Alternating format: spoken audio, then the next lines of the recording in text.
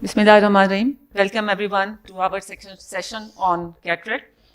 The first speaker will be Professor Ziaul Mazri Sahab. He will be talking about implementing bi, tri, multi and pan focality as well as extended depth of focus IOLs in clinical practice. Professor Ziaul Mazri.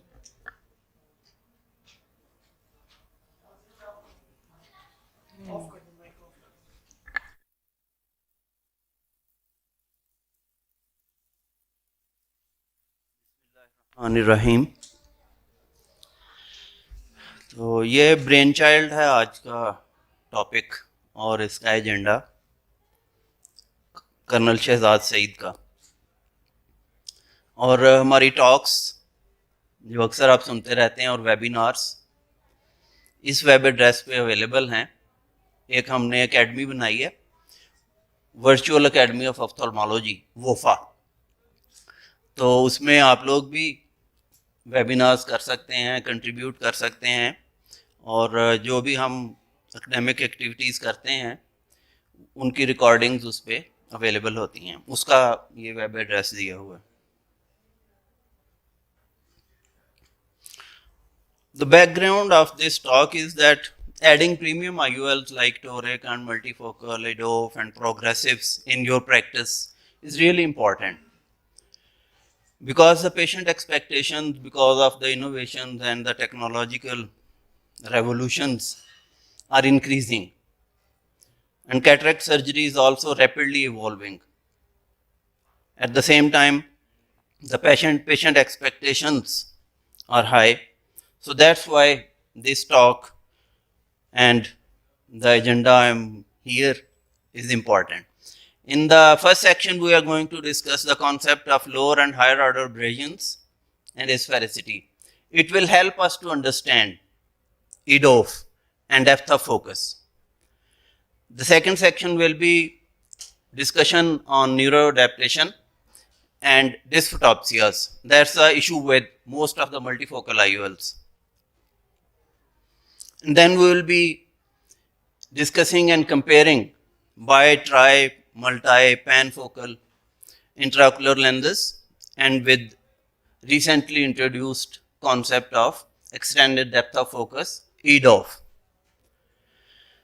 And in section 4, we will be seeing the role of clinical team in premium IOL practice, followed by little discussion on patient selection, counseling and recommendation of the IOL.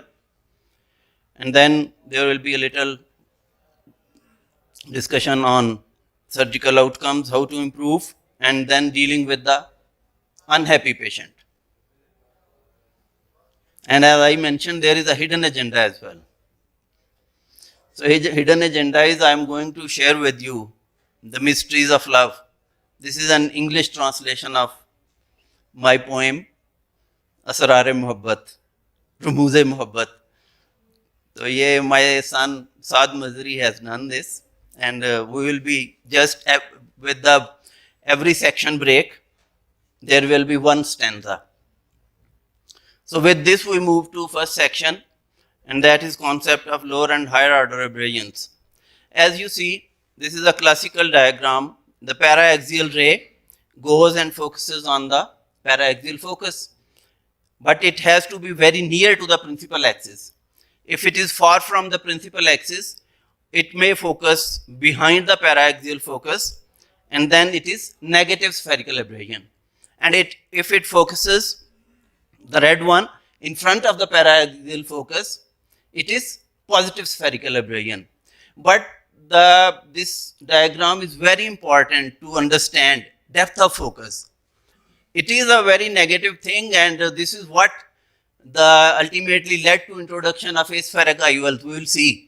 But you can see here that there are three foci, and it is we used to read it conoid of Sturm in our optics basics. But this range of positive and focus and then negative aberration, this gives to depth of focus, which is not there with aspherical optics. What aspherical optics does, the optics of the lens is modified in such a manner that all the rays it is made into a prolate shape so that all of the rays come focus into a sharp one-point focus. But the compromise is that you lose the range of focus. So that's the difference between a spherical lens and aspherical lens. And this is why you are surprised to see that the accuracy of multi-piece lens, which is a true spherical lens and the kind of breakthrough lens, many patients enjoy clear far and near vision. This is because of the positive role of spherical aberration. And point separate function is which describes the response of an imaging system to a point source of light. And a very simple device, you analyze a lens, give it a parallel beam of rays, and then see how does it modify that point focus. And this is how you calculate the modulation transfer function. This is very helpful slide to understand dysphotopsias, which will be there in later discussion. Depth of focus is that while seeing a far object, you are able to see clearly at intermediate and near object as well. But this is a problem with most of the lenses, that if you are focused at far, you are blurred at intermediate and near. And the same dilemma which welcomes one at a mature age of 40 years continues with pseudophakic rehabilitation as well. And the technology is trying to answer. With this, we are going to move to second section, and here comes the hidden agenda, part 1. मोहब्बत ऐसे करते हैं जैसे सब्ज़ा व गुल पे हुनक रातों में होले से शबनम आ ठहरती है, मोहब्बत ऐसे होती है. This is how one loves, like dew sits softly on the green and the flowers during cold winter nights. That's how it goes. In section 2, we are going to have a discussion on neuroadaptation and dysphotopsias. So before we embark upon the neuroadaptation, there is spouse adaptation. खुद ही तो कहते थे मुझे खुद को बदल लो, खुद ही तो कहते थे मुझे खुद को बदल लो, बदला हूं तो कहते हो कि अब हो ना रहा मैं. ये ज्यादातर स्पाउसेस को एक दूसरे से गिला होता है. और वैसे मेरा ख्याल है कि पाकिस्तान के वजीर आजम को और इक़्तिदार आला को भी एक दूसरे से शायद ऐसे ही गिले होते हैं. खुद ही तो कहते थे मुझे खुद को बदल लो, बदला हूं तो कहते हो कि अब वो ना रहा मैं.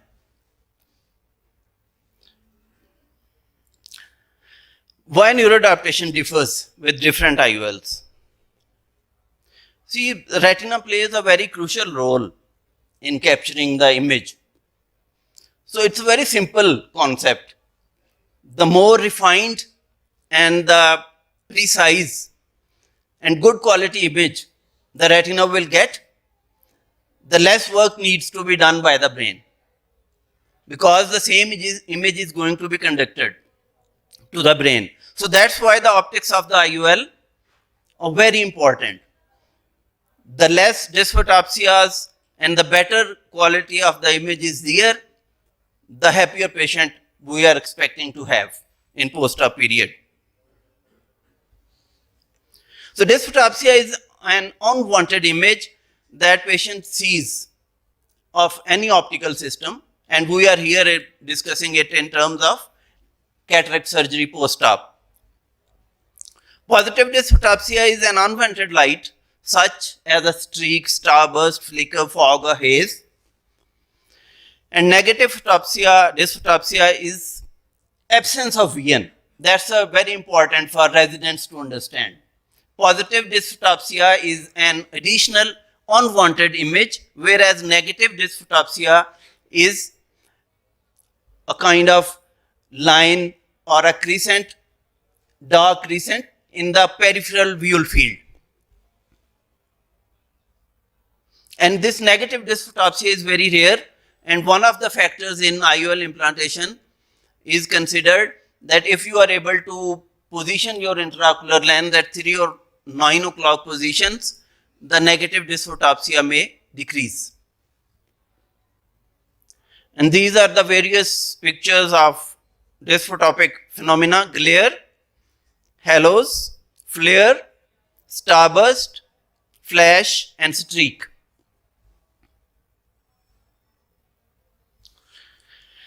तो मोहब्बत ऐसे करते हैं जैसे खुशनुमा तितली किसी खुश रंग सुबह को तवाफे गुल को जाती है, मोहब्बत ऐसे करते हैं. Very soft and gentle concept of love.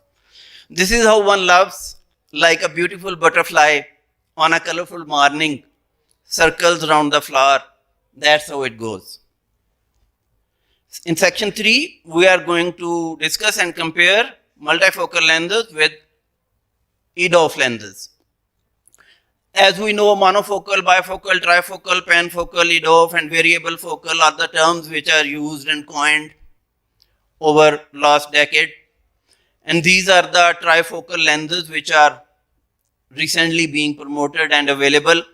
And the common thing is that, including this Medicontour and Fine Vision and the Rayner, the newest innovation, and then quadrifocal with one blocked focus by Alcon, all of them have different kinds of rings or steps. They keep on coming with new ideas, like this recent innovation by Medicontour, which is in which they not only vary the height of the step, but also vary the width of the step. And thus, they claim that there will be less dysphotopsia. But the point is that all these rings and steps, whatever they are, and whatever area of the optic of the lens they are occupying, they give rise to dysphotopsias. And difference in day and night vision and difficulty in night driving. So the drawbacks of these diffractive technology is that it reduces depth of focus, which we saw before. It gives you very sharp 3 focus and it distributes light. What is meant by the light distribution? Light distribution is that the lens at the same time, if it is trifocal, it is giving rise to 3 images at the same time. And the brain needs to pick the one where you intend to focus at that particular moment. And the brain needs to ignore the 2 others at the same time. That's where the neuroadaptation comes into action, and that's where these lenses markedly differ from the natural crystalline lens. Because all the time they are giving, if it is a bifocal lens, it's giving 2 images, and if it's a trifocal lens, it's giving 3 images. And the patient needs to ignore 2 and just choose 1 as per the need of that particular moment. So thus, they reduce contrast sensitivity and light distribution, because all these 3 foci need certain percentage of light, and the companies keep on playing with light distribution. Without going in detail, we know that any diffracting multifocal IOL, there will be a light loss. 70, 30, 30, 40, 30, whatever. But there will be a light distribution, and if there is a little macular compromise, the patient will have a problem. So there are frequent reports of dysphotopsias as well, and then there is a difficulty in low light conditions. So EDOF design concept is that by reintroduction, that's why our first slides were very important. Reintroduction of a spherical aberration in a controlled fashion, so that it gives rise to extended depth of focus, that is EDOF.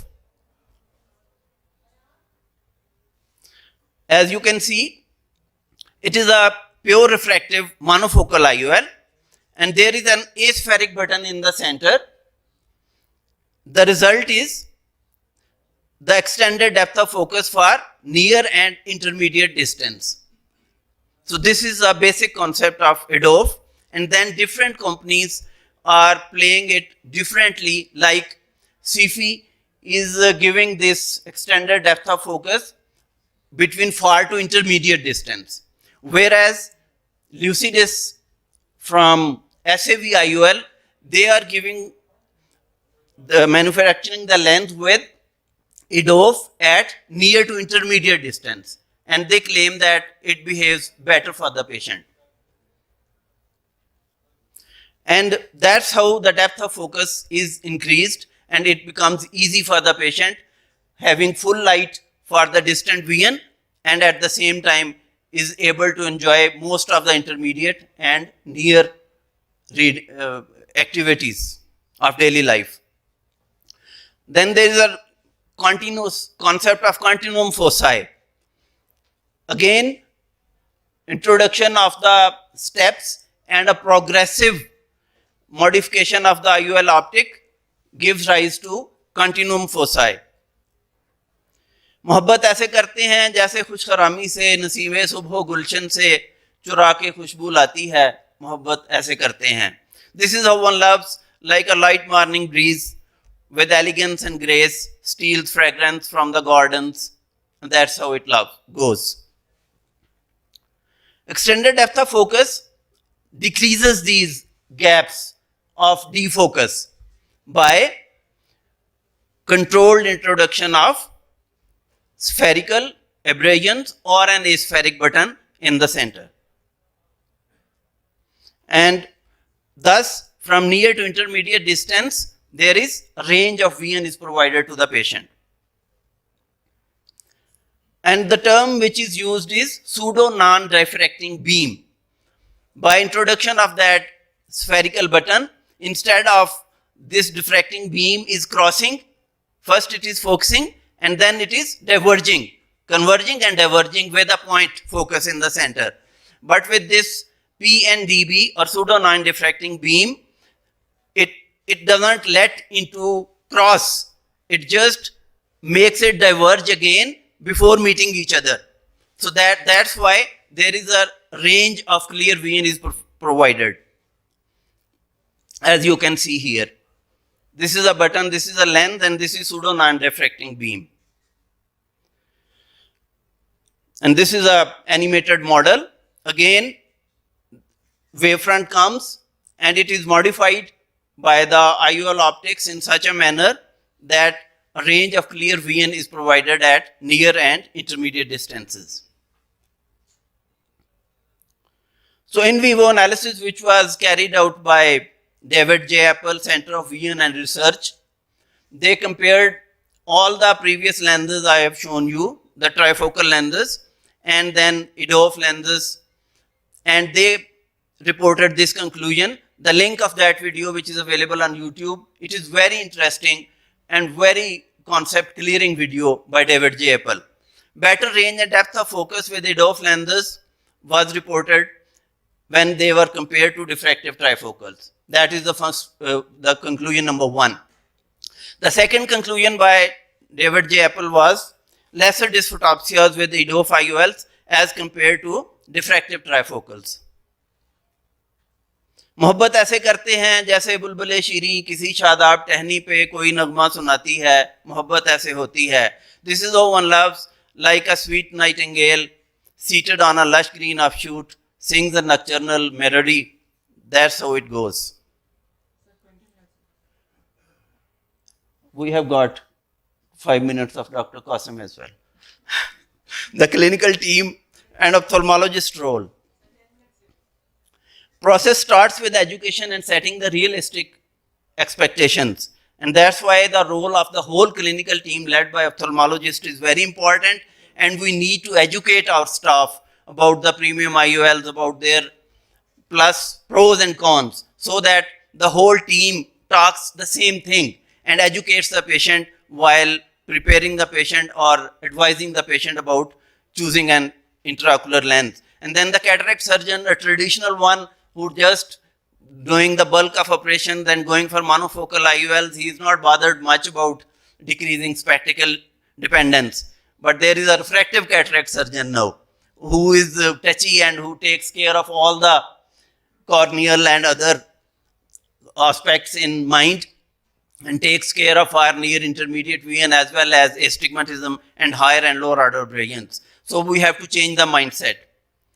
So patient selection, we all know the growing patient expectations, and the patient expectations now include high success rate, lesser complications, and more patients are concerned कि वो जो 6-6 वाली line है उसके H का डंडा क्यों नहीं नजर आ रहा. So 6-6 is the more commonly now kind of targeted by the patients. And how we can attain these expectations? One is precise examination. We have to see the ocular surface very carefully. If there is any dry eyes, the patient is not a good candidate. First take care of dry eyes. Then we need to be very touchy with biometry. Know your A's and K's and evaluate the retina with OCT. If there is a little compromise in macular vision, patient is not a good candidate for multifocal or EDOF IOLs. And topography and pupillometry is even being taken into account by many surgeons. Indications: start with an hypermetropic motivated patient and avoid type A personalities. IOL calculation, optical biometry is the need of the hour. And then you need to know the availability of online calculators like ASCRS, Abul Afia, Cox, and Kane formulas, so that you are able to find out the best option for your patient. And then the dialogue with the patient is very important, considering his occupation, hobbies, sports, expectations, and the need of spectacles. Visual function, is a comprehensive thing which starts right from the cornea to the retina. So that's why it is very important to evaluate and identify all the problems inside the eye before making a decision about the intraocular lens option. The patient expectations need to be realistic. The companies raise their patient expectations very high, and the promises which are made by the companies are generally not exercised in the true sense. So the lens recommendation, in spite of all these options, we can't leave it up to the patient, the choice of lens. We have to come up with clear, concise recommendation that which IOL is the best for your particular eye. So discuss the possible issues, what the IOL is being chosen, and this is what about the companies. The companies don't practice what they preach. You see, one of the earliest multifocal lenses, this was the advertisement: see near, see far, and everything in between, without depending upon glasses all the time. And we know it is a very false claim. So we need to be very careful about these things. Patients still may need glasses for certain fine objectives. Under promise and overachieve. With your skills, with your discussions, and with your surgery, and addressing all the issues, you need to overachieve. And we need to improve our surgical outcomes by minimizing surgeon-induced errors, especially biometries, with placement of our incisions, using sharp knives, and rhexis centration, cortical clearance is also very important. Combining economy with quality, this also decreases the burden on the surgeon's minds. If we are able to choose relatively economical IOL and give the patient a good far vision with intermediate and near vision, the burden will be less and the problem will be less, the wrath of the patient will be less. And this is a little video, we are going to skip it. This is just intraocular lens implantation, EDOF technology, Lucidis. The rhexis is very well sized and centered, and we need to be well versed with the injection system.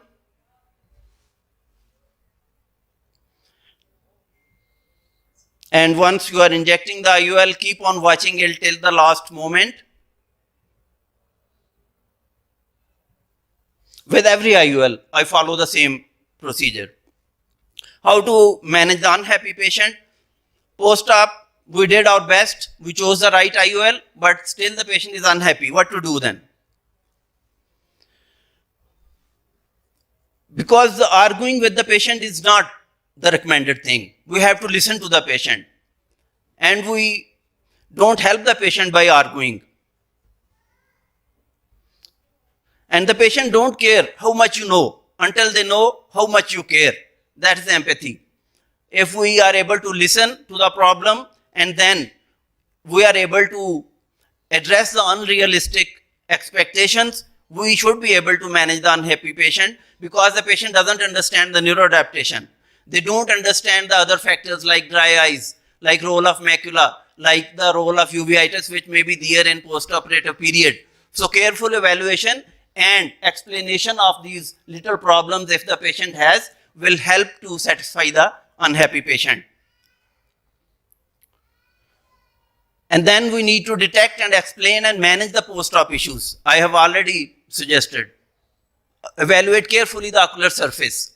Look carefully for the AC flare, and then watch for the subclinical CME as well as delayed onset CME.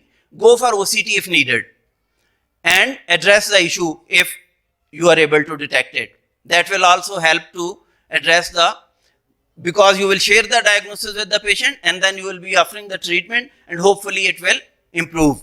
Residual refractive error, 0.75 diopter of astigmatism or more is a problem with multifocal diffractive IOLs especially. It is not as simple as with monofocal IOL practice. So we need to be careful while choosing the lens, because we have to hit the minimal possible astigmatism post-operatively. And if it is there, then we can consider the laser treatment options or LRI or whatever. And the same thing needs to be explained to the patient preoperatively as well. So the summary is under promise, overachieve and celebrate your success.